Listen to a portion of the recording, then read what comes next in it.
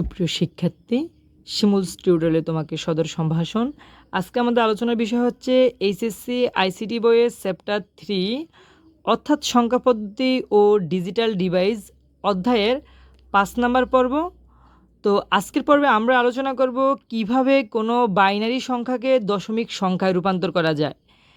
আমরা বিগত লেকচারগুলো থেকে এটা স্পষ্ট যে আগে যে 4টা লেকচার দিয়েছিলাম সেখান থেকে আমরা এই ধারণাটা লাভ করেছি যে কোনো বাইনারি সংখ্যাকে ডেসিমেলে অথবা কোনো অক্টাল সংখ্যাকে ডেসিমেলে অথবা কোনো হেক্সাডেসিমেল সংখ্যাকে ডেসিমেলে রূপান্তর করতে গেলে আমাদের বেসকে স্থানীয় মান হিসেবে বসাতে হয়।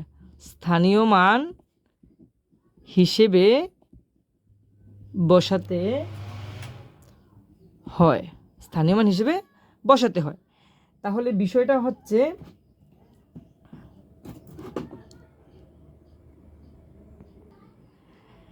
এখন আমরা বাইনারি সংখ্যাকে দশমিকে রূপান্তর করব। তাহলে বাইনারি সংখ্যাকে ডেসিমেল অর্থাৎ দশমিকে রূপান্তর করতে হলে বেসকে স্থানীয় মান হিসেবে বসাতে হয়। তাহলে আমরা লিখি এই বাইনারি সংখ্যা এটাকে যখন দশমিকে রূপান্তর করব তখন এই বেসটাকে স্থানীয় মান হিসেবে বসাতে হবে। তাহলে আমরা লিখি 1 × 2, এই 1 দিলাম আর বেস হচ্ছে 2, প্লাস এই 0 দিলাম বেস হচ্ছে 2, প্লাস 0 দিলাম বেস হচ্ছে 2, প্লাস 1 দিলাম বেস হচ্ছে 2, প্লাস 0 দিলাম বেস হচ্ছে 2, প্লাস 1 দিলাম বেস হচ্ছে 2, প্লাস 1 দিলাম বেস হচ্ছে 2। এ হচ্ছে আমাদের সংখ্যাটা। তো আমরা এখন এইভাবে দশমিকে রূপান্তর করব বাইনারি সংখ্যাকে। হাতের ডান পাশ অর্থাৎ ডান হাতের দিক থেকে শুরু করে 0, 1, 2, 3, 4, 5, 6 প্রত্যেকটা বেজের উপরে এইভাবে পাওয়ার দিতে হবে। ডান দিক থেকে শুরু করে 0, 1, 2, 3, 4, 5, 6। তাহলে আমাদের এই অংশটা আসে 1, 2-র উপরে যদি আমরা পাওয়ার 6 দিই, 2-র উপরে যদি পাওয়ার 6 দিই তাহলে আসে কত? 64। তাহলে লিখলাম 64। 0, 2-র উপরে যদি পাওয়ার 5 দেই তাহলে আসবে 32। 0, 2-র উপরে যদি পাওয়ার 4 দেই তাহলে আসবে 16। আবার 1 × 2-র উপরে যদি পাওয়ার 3 দেই তাহলে আসে 8। 0, 2-র উপরে যদি পাওয়ার 2 দেই তাহলে আসবে 4, প্লাস 2-এর উপরে যদি পাওয়ার 1 দেই তাহলে আসবে 2। 1 × 2-এর উপরে যদি পাওয়ার 0 দেই, এই জিনিসটা অনেকে ভুল করে। কেমন? আসলে কোনো সংখ্যার উপরে যদি পাওয়ার 0 হয় তার মান 1, এইটা যাই হোক যেটাই হোক। মনে করো এক্সের উপরে পাওয়ার 0 মানে তার মান 1, আবার 1 উপরে পাওয়ার 0 মানে তার মানও কিন্তু 1, 2 উপরে পাওয়ার 0 মানে তার মানও 1। তো যেহেতু 2 উপরে পাওয়ার 0 তার মানে কি তার মান 1, এটা ভুল করা যাবে না। কোনো সংখ্যার উপরে পাওয়ার 0 মানে তার মান 1। তাহলে আমরা লিখতে পারি 64। এই 32-এ 0 গুণ করলে 0, 16-এর 0 গুণ করলে 0, 8-একে 8, 4-এর 0 গুণ করলে 0, 2-একে 2, প্লাস 1। তাহলে হচ্ছে কত বিষয়টা? এখানে আছে 64 প্লাস 8 প্লাস 2 প্লাস 1, তাহলে আসে কত? 75। তাহলে এই সংখ্যাটা দশমিকে 75। তাহলে বুঝলাম আমরা যেই সংখ্যাটা বাইনারিতে 1 0 0 1 0 1 1, সেই সংখ্যাটা আমাদের দশমিকে 75। এ হচ্ছে এই অংশের অ্যান্সার। তো এরপর আরেকটি সমস্যা নিয়েছি। বাইনারিতে 0.100101 সেটা ডেসিমেলে কত? আগেরবার ছিল পূর্ণ সংখ্যা, এখন হচ্ছে ভগ্নাংশ। তো আগেরবার পূর্ণ সংখ্যার ক্ষেত্রে আমরা দেখেছিলাম কিভাবে স্থানীয় মান হিসেবে বসাতে হয়। এরপরে আমরা দেখব এখন এই পূর্ণাংশের সমস্যাগুলো কীভাবে সমাধান করতে হয়, ভগ্নাংশের সমস্যাগুলো কীভাবে সমাধান করতে হয়। 1 2 আগের মতো প্লাস 0 2 প্রত্যেকটা সংখ্যার সাথে আমি কি করলাম? বেসটা জাস্ট বসে দিলাম। তাহলে এখানে আসে 1 2, 1 লিখলাম, 0 লিখলাম, 1 লিখলাম, তারপরে 0 2, তারপরে 1 2।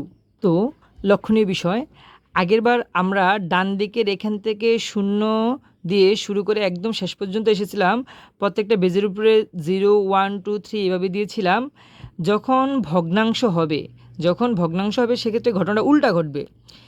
এবার বাম পাশ থেকে এটার উপরে -1, -2, -3, -4 এবং -5 এটা দিতে হবে। তাহলে প্রত্যেকটা বেজের উপরে -1, -2, -3, -4, -5 দিতে হবে। তাহলে আমি লিখতে পারি 1 × 1/2 plus 0 × 1/2 square plus 1 × 1/2 cube plus 0 × 1/2⁴ plus 1 × 1/2⁵। তো এটা কীভাবে লিখলাম? তো আমরা আগে জেনেছিলাম বা আমরা আগে থেকে জানি যে a ইনভার্স 1 মানে হচ্ছে 1/a, আবার a ইনভার্স 2 মানে হচ্ছে 1/a²। তাহলে আমরা বলতে পারি মোটামুটি এই মাইনাসের জন্য উপরে একটা 1 আসে আর যেই অংশটা থাকে সেই অংশটা নিচে বসে, ঠিক না? তাহলে ঠিক এটার ক্ষেত্রে লক্ষ্য করো, মাইনাসের জন্য উপরে একটা 1, তো 2 এর উপরে পাওয়ার 1 দিলেই কি না দিলেই কি।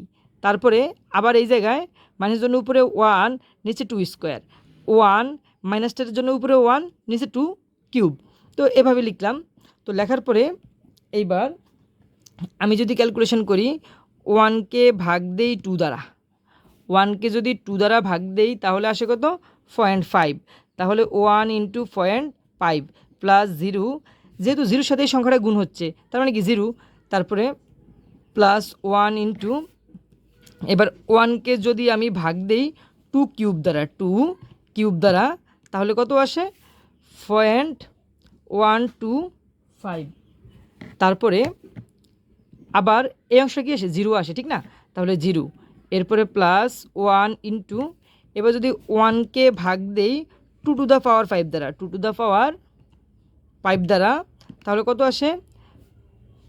0.03125। তাহলে বিষয়টা হচ্ছে এটাকে যদি আমি 1 দ্বারা গুণ দেই এটাই রইল, আর 0 লিখলে কি না লিখলে কি, এটাকে যদি আমি 1 দ্বারা গুণ দেই এটাই রইল, এবং এটাকে যদি 1 দ্বারা গুণ দিই তাহলে এটাই রইল, হ্যাঁ, 25। তাহলে এখন যদি আমরা ক্যালকুলেশন করি, এত প্লাস 0.125 প্লাস 0.5, তাহলে বিষয়টা দাঁড়ায় কত? 0.65625, 0.65625। এটা হচ্ছে আমাদের ডেসিমেল নাম্বার। তাহলে দেখলাম, সুতরাং 0.10101 সংখ্যাটা বাইনারিতে যদি এত হয় তাহলে ডেসিমেলে হবে 0.65265। এরপর আরেকটি সমস্যা নিয়েছি, 10011.01 এই সংখ্যাটা বাইনারিতে এত হলে ডেসিমেলে কত, অর্থাৎ দশমিকে কত? তাহলে ঠিক আগের মতো, যেটা পূর্ণাংশ সেটার জন্য হবে এক নিয়ম, ভগ্নাংশের জন্য হবে আরেক নিয়ম। তাহলে 1 × 2 প্লাস 0 × 2 প্লাস 0 × 2 প্লাস 1 × 2 প্লাস 1 × 2। তো আমি কি করলাম, পূর্ণাংশের জন্য প্রত্যেকটা অঙ্কের সাথে বেসকে স্থানীয় মান হিসেবে বসাবো। এরপরে এইটা হচ্ছে আমাদের পূর্ণাংশ, তাই আমি এটাকে আলাদা করলাম, হ্যাঁ। এরপর হচ্ছে ভগ্নাংশের ক্ষেত্রে হচ্ছে 0 × 2 প্লাস 1 × 2।